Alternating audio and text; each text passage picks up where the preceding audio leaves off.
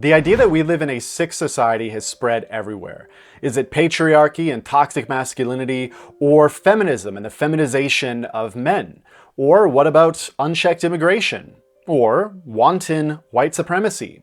Is it the hate from religious fundamentalists, or is it the nihilism of atheism and the death of God? Nobody seems to agree on the name, the causes, or the exact symptoms, but most of us seem to agree that something is wrong. Regardless of where your beliefs lie, what I want to answer in this essay is how to discover what effect this sick society has had on you and how you can begin to break those chains.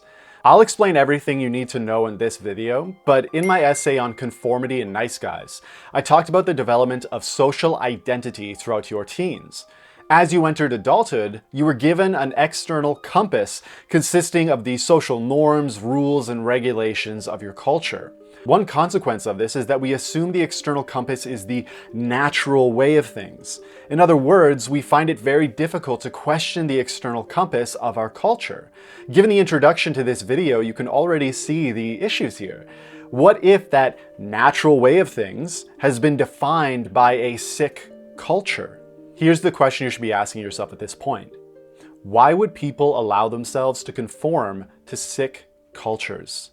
First of all, psychologists call the stage of our lives where we are most defined by the external compass the conformist or socialized mind.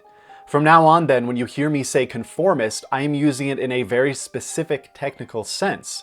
If we want to understand how we have been affected by our sick culture, we need to understand how our external compass was created in the first place. So I call this process being chained to the vortex of negative affect or emotion. If that sounds a little bit intense, that's really because it is. Throughout our childhood, we are taught to conform to certain standards, rules, and regulations because nonconformity, disobedience, is rewarded with pain. This isn't necessarily a bad thing. Often the lessons we learn are about how to behave properly, but specifically given our culture's rules. For example, in the grand scheme of things, it probably doesn't matter if you walked naked down the street. However, because you'll be legally and socially punished for doing so, means that you better understand that you should follow this rule. And then, once you do have rules about wearing clothes, which clothes to wear becomes an entirely new set of rules to understand. Your parents and then your peers teach you what clothes are going to help you be perceived in the right way given the context. The clothes you wear at work, at the nightclub, or in the privacy of your own home are often going to be very different. That difference is defined based on what you were taught about respectable fashion, but what if those rules and regulations were taught using negative emotion? For some of you, the idea of a vortex of negative affect may have rung a very clear bell. For the rest of you, though, just think about your internal monologue when something embarrassing happens to you. You realized after a job interview that you had a mustard stain in your shirt the entire time, and now the inner critic jumps onto center stage to berate you for being such a disgusting slob. That inner critic's voice is shaped by all those lessons you were given throughout your childhood. And quite literally, sometimes the critic speaks in your parents' or your teacher's voice. This vortex of negative affect is something we are all born with. It consists of all the negative feelings that are stirred up within us whenever anything bad happens. We're at risk for being sucked in if we don't know how to properly handle this vortex. Unfortunately, we often aren't taught how to relate to it. The process of socialization takes a child who doesn't understand social rules and uses painful emotions to turn them into an adult who automatically follows these social norms. And we're only going to be taught how to deal with the vortex if the vortex gets in the way of abiding by the social norms. If the vortex contributes to the social norm, there's no reason to teach us how to deal with it. It's working as we want it if the vortex is enforcing the social norm. Okay, so that's very clear. In either case, I call this the chaining process. Again, I know that sounds intense. So let's take a look at a specific example to explain better what I mean by the vortex and the chaining process. When you're a kid, you don't really understand why your parents are trying to get you to do certain things or trying to stop you from doing certain things. You explore, you create, you imagine, and you invest your time and energy in understanding this brand new world you find yourself in. As a kid, you're mapping the usefulness and danger of the things you discover. And because some of those things are dangerous, you're very much aware of where your parents are at all times. This need for safety is exemplified by Dr. Ainsworth's strange situation experiment. She found that if an infant hadn't been given a solid base of safety, they were often difficult to calm down and were less playfully explorative. Already we can see how a child's experiences shape their relationship to the vortex. Almost all the infants were distressed when their mothers left the room. However, if he learns that mother is emotionally absent, her return may not calm him down. Or he may be so emotionally shut down at this point that he doesn't react at all. Again, the vortex is something we all already have. The chains then are something we learn. Even with healthy parents, we learn that we need to keep them around or else the vortex will affect us. The moment mom leaves, the infant starts crying. This vortex is fear, and the specific chain is abandonment. We learn that keeping our parents around is one of the most important goals, even when they do something we don't like or they hurt us. We learn that we must obey them or risk abandonment.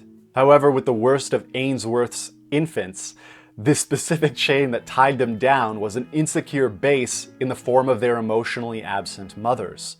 While playful exploration should have been their standard while mom was in sight, their chains acted to hold their emerging creativity from properly developing. In the most extreme cases, such infants develop learning disabilities and mental illnesses that send them into crime, domestic violence, and addiction as adults. Fortunately, most infants grow up with a safe enough base that they aren't given many significant barriers. Unfortunately, all of us then have entire childhoods where we are chained by the specific lessons we learn given our culture. Even though we may desire to challenge our parents in all the ways that children do, our fear of abandonment keeps our disobedience within certain limits. These limits become the social norms we follow automatically as adults. Even the disobedience of a temper tantrum is a specific chain in development. If a permissive parent gives in, then the child is chained to an anger vortex as a means of getting what they want, and that may last until adulthood or deep into adulthood. If the child is disciplined and taught that temper tantrums are inappropriate for a child their age, then the child is chained to the vortex of shame as a means of resisting the vortex of anger. I'm not a real big kid if I keep acting like a baby becomes more emotionally powerful than I'm mad and I want it now. This may seem a bit cruel to chain a child to a vortex of shame, but children don't fully understand social norms. If they learn that they are punishments to their bad behavior, then they are taught to choose other behavior. I'll talk about a more controversial example in a second, but if we saw an adult throw a temper tantrum, we would expect them to be ashamed of themselves once they are calmed down. That's childish behavior. Even though children would be expected to be childish, it's on the way to adulthood that they grow up enough to be ashamed of certain behaviors. It may seem odd at this point to continue calling lessons of appropriate conduct chains if I keep talking about how necessary they are to become a well-functioning adult. That's precisely the point though. Given the fact that we're talking about a sick culture here, what exactly does it mean to be a well-functioning adult? If we're going to be chaining our children to specific forms of negative emotions so that they behave well, shouldn't we be thinking about what expectations are being placed upon them given our culture? So let's take a look at another example by discussing the difference between guilt and shame. Guilt is the internalized anticipation of external punishment. We learn that certain things get punished, and then in anticipation of that punishment, we feel bad. Over time, we internalize this expectation as the experience of guilt. In other words, guilt is the emotion we feel when we've successfully internalized a social norm, when we've made that social norm a rule we automatically live by. Thus, guilt is the social emotion of proper conduct. Both guilt and shame are social emotions, but again, there is a difference. Guilt is about violating a social norm or a group member. We hurt someone or did something we know is wrong, and so we feel guilty about having done so, but without necessarily considering ourselves to be a bad person.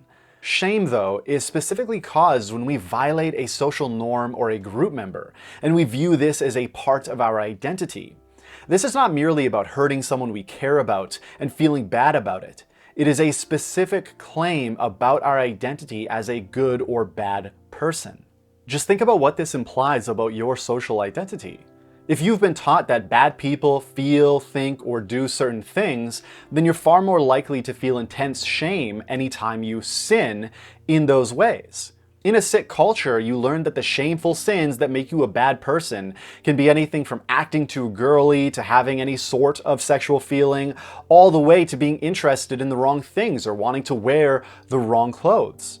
As men, we're given a straitjacket called masculinity, and then we're shamed if we even think about painting flowers on it. Again, it's not just that you feel guilty because you broke a social norm, but that you are a shameful, bad person for daring to think the wrong thought.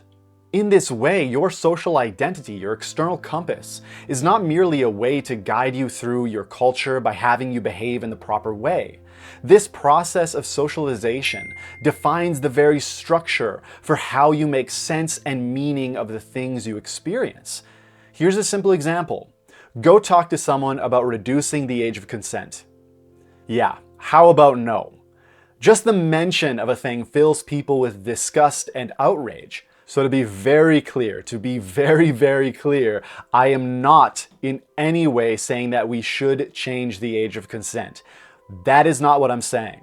But the fact that I feel I have to make my own beliefs clear is my point. Very few people are willing to talk about the age of consent because they fear what other people will think of them for even bringing it up. Even me talking into this camera, knowing that people are going to watch this, is giving me anxiety. I even considered not using this as an example just because it made me so uncomfortable, and literally no one is here right now. I'm all alone in this room. It is merely the anticipation of external punishment that I would deserve because reducing the age of consent would make me a bad person. Guilt and shame. And so I think this is such a good example because it also demonstrates very clearly that the chaining process very often isn't a bad thing. Okay? We probably want there to be some guilt and shame about that question. We probably do. And so it also demonstrates very clearly the power of socialization. So yes, there are biological arguments, very good biological arguments, for why minors lack the cognitive development to give consent. However, socialization gives us very specific chains to the vortex of negative affect, and this creates a boundary where we don't even want to cross it in private, let alone cross it in public. This is what it means to be chained to an external compass we cannot question. It's not merely the biological, natural way of things that cannot be changed. It's also that you are a bad person for even considering it. Okay, that's very important to understand. And so a social norm like the age of consent is an obvious answer for most of us, but many, if not most, social norms we would want to change are far more difficult to identify, let alone change. Think about all the messages we hear about masculinity. We live in a feminized culture where men are acting like overly emotional pussies. That seems to be a negative message that we should fight against. But do you actually know if it's true or false? Just listen to Dr. Mike Israetel talk about the hypermasculinity he experienced when steroids sent his testosterone 25 times higher than normal. We also have found that men typically have 20 times the testosterone of women. To be clear, the effects of steroids may not be the same as the effects of normal testosterone in males compared to females. It's probably a little bit more complex than a one-to-one comparison between those two different situations. However, the point I am trying to make is that we could use this as a biological, natural way of things justification for why men wouldn't act like a woman. As such, the questions about whether they should act like a woman are a little bit harder to answer. While I don't think the science actually supports that idea, the assumption I'm pointing out is that men cannot act in certain ways, or else they are viewed as less than men. This is the language of toxic shame. If we break the chains of appropriate masculine behavior, we risk plunging into the vortex of toxic shame that would have us believe we are less than human. All because we wanted to express emotional vulnerability or become a nurse. For God's sake, become a nurse. The emotions used to enforce these social norms don't have to be shame or guilt. We can be chained to a certain standard by anger, jealousy, or fear. If we don't become a super successful alpha male, then we are a disgrace to our gender and no woman would ever love us. This chain is enforced by a mixture of shame, guilt, loneliness, and a fear of missing out on a glamorized lifestyle. You're motivated to adopt the lifestyle of the hashtag hustler who trains MMA and fucks as many women as you can manipulate into bed, or else you're a soy boy beta. The issue in all of this may be obvious to some, but the major point that I want to highlight above anything else is that your social identity is not your authentic identity. If you want a deeper dive into authenticity, you can check out my video, 3 Keys to Your Authentic Self. However, what I'm trying to say here is that anything other than your authentic self, based on your own personal values and interests, is a mask you've worn to effectively navigate your culture. But why exactly isn't your social identity your authentic self? If you authentically care about what people think of you, or about your culture's values and goals, why isn't that your authentic self? The developmental psychologist Dr. Keegan makes the point that someone who thinks like a conformist authentically wants to be a conformist, because that's all they're capable of. Remember, this is a stage of development that people get to, and in some cases stay at for the rest of their lives. However, I think Dr. Keegan doesn't properly distinguish capability and aspiration, especially given a specific context. So let's unpack what I mean by that. What Dr. Keegan is trying to highlight is that a conformist literally cannot think outside the bounds of their external compass. That would be like berating the inauthenticity of a 5-year-old because they wanted to be like the Black Panther when they grew up. Given the way a 5-year-old thinks about the world, it makes perfect sense that they would want to grow up to be a superhero. Even though it's literally impossible, it is beyond their capability to think otherwise. In the same way, a conformist may authentically want to follow the herd, and that is really perfectly okay. It's no one's place to tell them that this isn't what they really want just because we can question social norms. That said, I think authenticity is inherently aspirational, and what we can aspire to is limited by what we are capable of envisioning for ourselves. As we grow as a person, we have to be conscious of how our mind expands and complexifies what we are capable of aspiring to be. Black Panther versus what my dad pressured me to be versus my own hopes and dreams. The authentic self, then, is not just being able to think for oneself, but having the ability to grow your capacity to think for yourself, especially because we live in a sick culture. In the context of a sick culture, the conformist may authentically want to be like their group, but what if their group is literally destroying their lives and the planet? Maybe you've wasted year after year pulling yourself through horrifying emotional turmoil and perhaps even done violence to other people, all because the group you authentically aspired to be a part of convinced you that this was the true and just natural way of things. A conformist may authentically want to live their social identity, but when they are so intensely limited by their social identity, I think it's meaningless to call that authentic. But what's the alternative exactly? Does some big, strong, intelligent guy like me have to come along and send you in the right direction? I mean, that's kind of what I'm doing here. I'm telling you information I think is important according to my own values, hoping that it'll inspire you to change the way you feel, think, and act. That seems pretty manipulative, doesn't it? Authenticity, then, is not only about knowing or even standing up for your own values.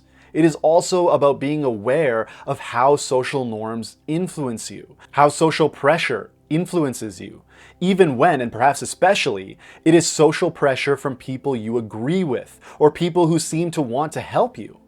My point in this is not to make you distrustful or suspicious, but instead to simply be aware of that influence, to self-reflect, and to be open to perspectives you disagree with.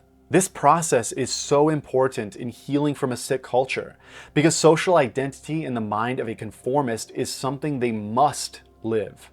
They simply haven't developed the ability to question and self-reflect about their culture and how it binds them within their social identity, their mask for navigating that very culture. When we consider how powerfully chained their identity is to the vortex of negative affect, we can begin to see how we ourselves can begin developing beyond our own vortex and chains. So how exactly was your own social mask created? If you want help figuring that out, then please check out my free assignments at the link in the top comment below. Either way, let's say that you've been socialized to believe that you have to be super rich and physically dominating to deserve love from women. Couldn't possibly be any of us. These are the specific chains that keep you bound to the vortex. If a girl rejects you, you'll automatically assume that you weren't rich enough or powerful enough. The chain of the alpha binds you to a vortex that motivates you to become more alpha. Each time you fail confirms to you not only that you aren't enough, but in exactly which ways you aren't enough. You're broke and weak. Remember from before when I said that the external compass determines how you can make sense and meaning of things. This is what I meant. Bound within this understanding, you literally cannot question the social norm of being an alpha to deserve women.